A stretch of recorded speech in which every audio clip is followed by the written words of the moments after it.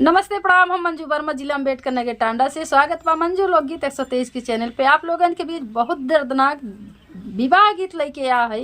तो ये गीत में बा कि भैया के बियाह पड़ा बा, बहन अपने ससुरे से आवे ना पावत है, उनके जीजा ना आवे देते हैं, केवाड़ा बंद कर लेते हैं। भैया या भैया शेरवानी पहिर के बैंड बाजा बाजत व डीजे बाजत व दुआरे तैयार हैं, लखत हैं कि हमार बहनी आवत हुई है रा, और यहाँ जीजा खाल ना जानत है, नो जाए ना देते हैं। कितना वो गोड़ पकड़ पकड़ रोवत हैं बहन, लेकिन जाए ना देती। तो आप लोगन ये गाना का सुनिए, बड़ा दर्दनाक गाना बा। अच्छा लगी वीडियो शेयर करिए, लाइक करिए, कमेंट में बताइए गीत कैसन बा, ज़्यादा से ज़्यादा शेयर करिए। सभी दर्शक को नमस्ते प्रणाम। हम नीलम धुरिया टांडा जिला अम्बेडकर नगर से। जाई देते मोरे पियावा हम नाई हरावा, अरे हम नाई हरावा। जाई देते मोरे पियावा हम नाई हरावा, अरे हम नाई हरावा। अरे भैया के पड़ल बाबिया रे लालनावा, अरे भैया के पड़ल बाबिया रे लालनावा। नाही तो ही जाऊगा ना अपने नाई हरावा, अरे अपने नाई हरावा। नाही तो ही जाऊगा ना अपने नाई हरावा, अरे अपने नाई हरावा। अरे भूली जायू नहीं हरे कैरा रे लालनावा, अरे भूली जायू नहीं हरे कैरा रे लालनावा। देखा बहनी के भैया की यहाँ बियाह पड़ाबा, यानी नैहरे में बियाह पड़ाबा, और बहनी अपने पति से हाथ जोड़ के विनती करत हैं, गोड़ पकड़ के अर्ज करत हैं कि हमें जाए हमरे भैया के बियाह पड़ाबा। लेकिन वह कहत हैं जाए के ना बा, तू का बियाह अपने नैहरे तोहे ना जाए बा, तू भूल जा नैहरे के राह। देखा काहे बहन रोए रोए का कहत हैं अपने पति से। बचपन में भैया संगे बीतल बचपनवा, अरे बीतल बचपनवा। अरे बचपन में भैया संगे बीतल बचपनवा, अरे बीतल बचपनवा। अरे खेली कूदी भैली सयान रे लालनावा, अरे खेली कूदी भैली सयान रे लालनावा। का थी बचपन में भैया संगे खेल कूद के हम सयान भाई, हमें ज्यादा साथे हमार हमरे भाई बचपन बीता बा, लेकिन वह कस्तई जाए ना देते हैं। का कहा थी जाओ नाही जब पिया हम नाई हरावा, अरे हम नाई हरावा।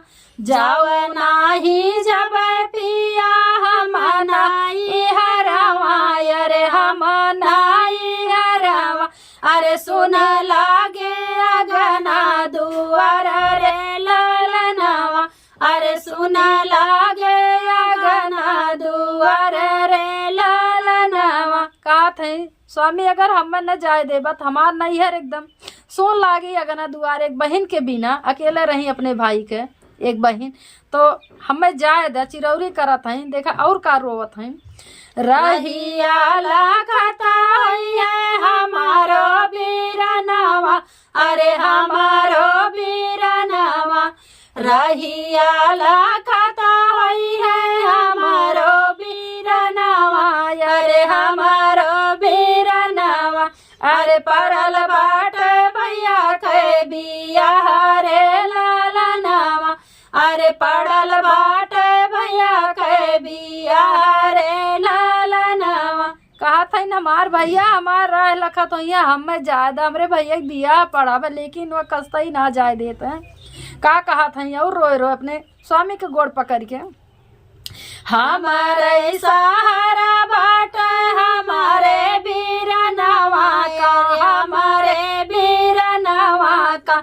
हमारे सहारा बाट हमारे बीरनवा का, हमारे बीरनवा का। बंदा जीनी करा तू के वाड़ रे लालनावा, अरे बंदा जीनी करा तू के वाड़ी रे लालनावा। का कहती हम अपने भैया के दुलारी है, हमरे भैया हमरे सहारा, हमार भैया लखत हुई हमें घर के अंदर तू बंद नहीं करा, हमें जाए द नहीं है रे, लेकिन कस्तई ना जाए पावत हई। देखा कार कहा थी घर कह के वाड़ी जैनी बंद कर स्वामी, बंद कर स्वामी, घर कह के वाड़ी जीनी बंद कर स्वामी, ना बंद कर स्वामी, अरे जाई देते हम नाई हर रे ललनवा, अरे जाई देते हम नाई हर रे ललनवा, जी जाके फरजनी बाबा मोरे स्वामी, मोरे पियवा, जी जाके फरजनी बाबा मोरे पियवा, नी बाबा मोरे पियवा, अरे भैया के पड़ल बाबिया रे ललनवा, अरे भैया के पड़ल बाबिया रे ललनवा, कहते हमें घर के अंदर बंद न करा, हमें नैहरे ज्यादा, अरे तू जीजा बाटे हम दीदी है, तो जीजा का फर्ज तो कम से कम तू निभावा, इतना अत्याचार ने करा हमरे साथे, हमें जायद नैहर मार भैया लखत हुई हैं, लेकिन वह बिल्कुल जाय ना देत हैं। का होत बा कैसे कहा थी रोए रोए, माई मोरी लखता हुई है सिर धय माउरिया, यार सिर धय माउरिया, माई मोर लखता हुई है सिर धय माउरिया, यार सिर धय माउरिया, अरे भैया मोर लखता हुई है रहा रे ललनवा, अरे भैया मोर लखता हुई है रहा रे ललनवा, अरे बहिनी कर रहा लखत हुई है रे ललनवा, अरे बहिनी कर रहा लखत हुई है रे ललनवा, कहा थी माई हमारे सिर पे मौरी धई के हमर लखत हुई, हमार भैया लखत हुई, हमार बहिनी आवत नहीं, हमें जाए दे बरात सज चुकी बा एकदम, लेकिन ना जाए पावत है, सब से बतावत हुई है बहनी मोर